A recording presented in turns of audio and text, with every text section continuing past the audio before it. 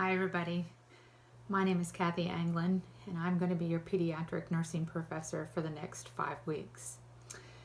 Hold on tight, we're going to explore all sorts of different concepts, but the best part about this is you'll be able to use the information in real life as well. So the first week we're going to start off with growth and development, taking care of the healthy child.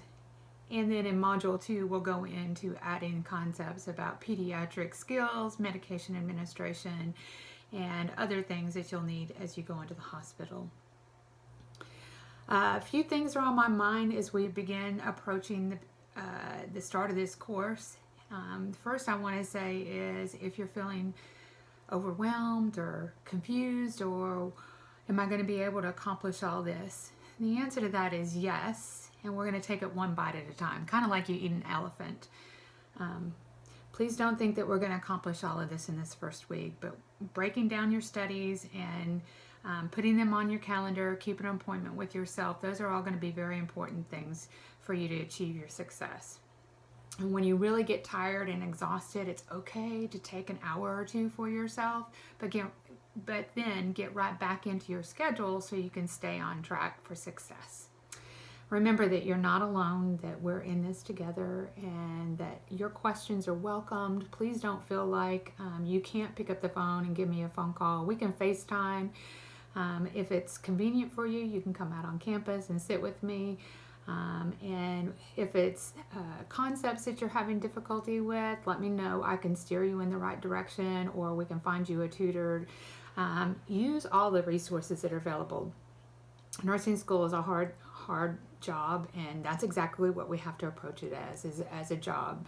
But it doesn't have to be dull and boring. It can be kind of exciting too. So I hope you find that in simulation and in your clinical, and then some in this course as well.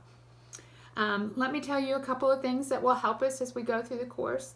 The first thing is to make sure that you signed up on the Remind application. I have sent that link out. It's posted actually in our very first announcement. So if you can get into Blackboard to see this video, you probably can find the link if you have not already enrolled in Remind. What I use Remind for is the day-to-day connection with you. I'll send you things like Picmonics through there to give you an opportunity to take a guess at a concept that we might be studying. I might use it for communicating that I've sent you an email or that grades are posted, or I might just simply say hello, is everybody okay, just to touch base. Generally I use it as an announcement board. There's not any group conversation on it, so if you need group conversation, we can do a collaborate. I try to limit those to 2 during this 5 weeks because I understand that your time is very, very busy and that you're seeing other instructors and getting lots of other information. But if anytime you ever want to have a conversation with me, feel free to call me and we can set up a FaceTime and do it just like we're doing this. The next thing is I use ATI in my course quite a bit to help to keep you on track and to help you achieve your success on the ATI at the end of this course.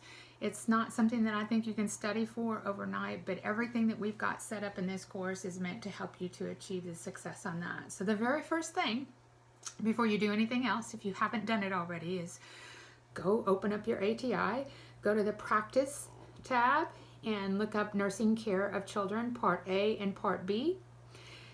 Do that. Do those 2 different parts of that exam.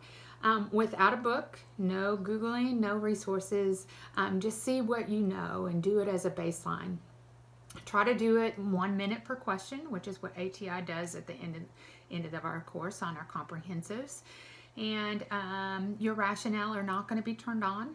They won't be turned on until the end of the course, because we're going to use the ATI and the tools that it gives us in order to see where your areas of weaknesses are and to try to strengthen those during the 5 weeks, in addition to studying out of our textbook.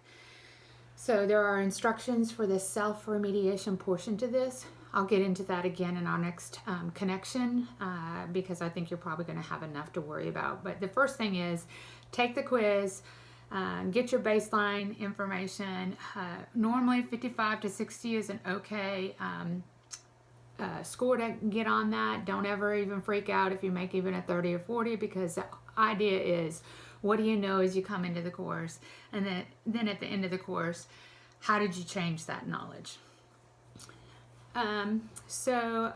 Another thing about ATI is I really encourage you to use their templates. So we're going to begin by using the growth and developmental templates. We're going to do one for every age group that we're going to be studying this week. Those will not be submitted online. Those will be used for you as your study guide and for you to use as you're answering or posting to your peers discussion as we get going this week. So they will be very useful. You want to really think about what you're putting on those templates. It should be 4 or 5 different bulleted points that are very specific for that particular box. Don't copy the whole box. It should be something to help you remember what you've just read. It should not be a direct copy and paste, because you're not remembering anything from that template. So read the information, then figure out what do you think is the most important, and then pick out 4 or 5 bulleted points to put into that box. Once you've finished the ATI templates for this week, then you're going to pick out age of a child that you would like to, develop into a picture. So you're going to write about, let's say you're going to write about Elizabeth, who is my daughter. She's not an adolescent, but let's just say that she's 13 years old. And so I develop a story about Elizabeth and one of her typical days in her life.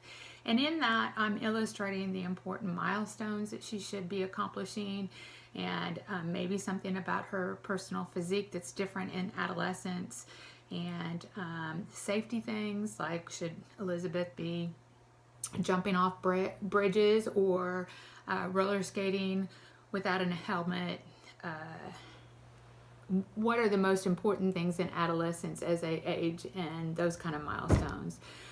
So that's the kind of thing. I want you to talk about a child and let us see what you think of this child at a certain age and compare it, really use your textbook to help you to develop that. And then we'll use that to bounce off discussions about different things of the different age groups.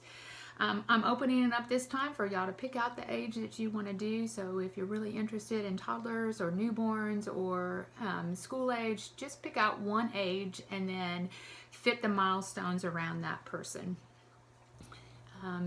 As you develop your paper, it should be 2 to 3 pages, and then we're not going to count the title page as a page, and we're not going to count the reference page as a page, but 2 to 3 pages of double-spaced Times New Roman font, 12 font, and then doing your in-text citing as in APA format, and use your resources on APA format. The Al Purdue Writing Lab is a fabulous place to still go to and use to get extra help with that. You will want to have a reference page with at least 2 professional references that help to support your work, and use it to compare or contrast what you've learned in your textbook or what is current practice out there, or you could use it for the immunization schedule, whatever you need to do in order to support that in your paper. I look forward to reading those. It'll take me a couple of weeks to grade everybody's, because I've got not yours, but also my traditional students that I'll be grading. So expect those about the same time that I give your midterm, post your midterm grades on your grade book. So in about 3 weeks. Let's see, the next thing for this week to talk about is how your practicum and your simulation are kind of built around our theory. So even your tickets to enter and your case studies or the work that you're doing with your clinical professor will help you as you explore the world of pediatrics. Our exams, we will have 2 exams. The midterm is comprehensive over everything that we had learned up until that point, so modules 1, 2, 3, and 4. And then your final is modules 1 through 6, so everything comprehensive again. There's 60 questions on each exam, and I will do a specific item analysis at the end. It takes me more than a couple of hours, so please don't expect your grades back just immediately. Give me through the weekend to make sure that I've looked at everything and given every possibility of crediting items that may need to be credited. But I will get those back to you because I know that you're really anxious about testing and all that that means. So I will be quick and professional about looking at the validity and reliability of my items. I also ask, since we're talking about testing, that you don't borrow test banks from anybody. You don't borrow questions for the quizzes. Those are all copyrighted, and just by you receiving those, I really feel like you're impairing your ability to do your best in this course. And sometimes it's not really a number that's your best. Your best is the information that you're getting to care for your kids or your patients in the future. And by passing a quiz that you didn't really understand the content for, just because somebody else gave you the information, it's really hurting you and hurting all of your patients as they come up. So I'm really very professional about what I expect you as far as quizzing and testing, and I will be quite honest and quite fair about how I open up the discussion on reviews. We do those one-on-one. I will work with students who didn't pass the test and do a test review with them, but I will never give the test back to you. I will also do a test review with everybody and give a course an opportunity to do that as a class in our discussion board. We'll talk about the concepts. We won't talk about specific questions. But there will be an opportunity for you to give me some feedback if you need to talk about a specific question. It just needs to be one-on-one with me, not with your students, okay? Lastly, I think there's a couple of things that I can tell you as far as success in this course, and you may have already heard of this because you've been in your mental health course. And the number one thing that I see that helps my students get through this course is their resilience. And resilience is made up of several different things. It's your ability to bounce back in times of difficulty. It's your ability to stay focused. It's your ability to stay healthy. So all those things matter. Sleep matters, and taking care of yourself matters. So do things that are healthy for you as you're going through the class. I think some of the things that you can do to avoid some of the distress in this class is to avoid the negative talk. If your peers are all talking negative, just, say, I'm really interested, I want to support you, but right now I need to stay positive. I need to look at these from a different perspective. So when you get down, change it into a positive. We can always take a negative statement and make it positive. And then have that Concordia University, Texas spirit behind you. It's Christian and fellow-based. It's taking care of one another. It is using the covenant of grace in times of distress. It is loving on your family and getting that support from the people around you. I'm going to be your biggest cheerleader through all of this, and I look forward to meeting each one of you, at least having a phone call or two during this next 5 weeks, and then maybe even being able to touch base on one of your simulation days. If there's anything that I can do for you, if you'll let me know that. And until then, peace be with you on this journey, and I look forward to our next 5 weeks together. Talk to you soon. Bye-bye.